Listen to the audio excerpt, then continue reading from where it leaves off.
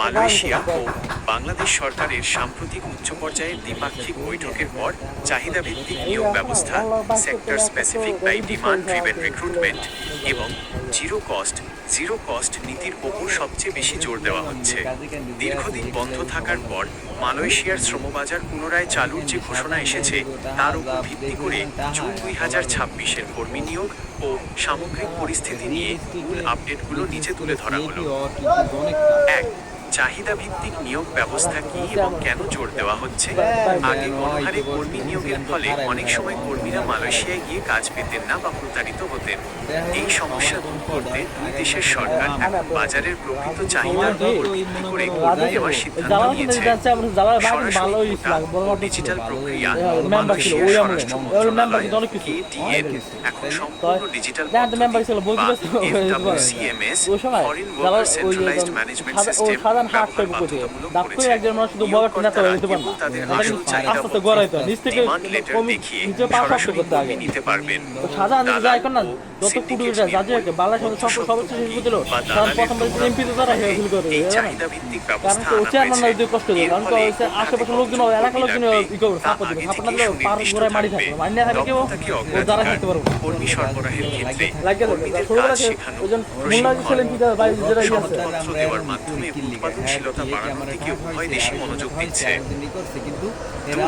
কর্মী নিয়োগ ও সংখ্যার বাস্তব চিত্র 2026 শ্রমবাজার খোলার খবরে বাজারে নানান গুজব থাকলেও সরকারের পক্ষ থেকে একটি বাস্তবসম্মত সংখ্যার কথা জানানো হয়েছে।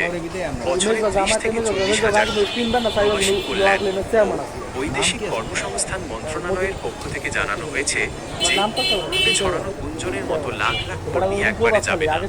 আগামী 1 বছরে মালয়েশিয়া বাংলাদেশ থেকে সর্বোচ্চ 30,000 থেকে 40,000 কর্মী নিতে পারে। 1 জুন থেকে নতুন নীতিমালা এমপ্লয়মেন্ট পাস মালয়েশিয়া সরকার আগামী 1 জুন 2026 থেকে প্রবাসী কর্মীদের এক্সপেট্রিয়েটস জন্য ক্যাটাগরি ভিত্তিক বেতন কাঠামো ও নীতিমালা কার্যকর করতে যাচ্ছে, যা মূলত দক্ষ ও কারিগরি বিশেষজ্ঞদের জন্য প্রযোজ্য হবে। 3. জিরো কস্ট বা শূন্য অভিবাসন ব্যয় নীতি। নতুন চুক্তির সবচেয়ে বড় ইতিবাচক দিক হল আন্তর্জাতিক শ্রম সংস্থার ILO নিয়ম মেনে দি এমপ্লয়ার পেজ নীতি বাস্তবায়নের চেষ্টা। এর লক্ষ্য হল একজন কর্মীর নিয়োগের যাবতীয় খরচ, যেমন ভিসা ফি, বিমান টিকিট ইত্যাদি মালয়েশিয়ার নিয়োগকর্তা বহন করবেন।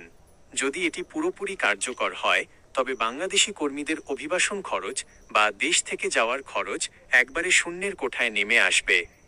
কর্মীদের জন্য জরুরি সতর্কবার্তা ও পরামর্শ। 1. গুজবে কান দেবেন না।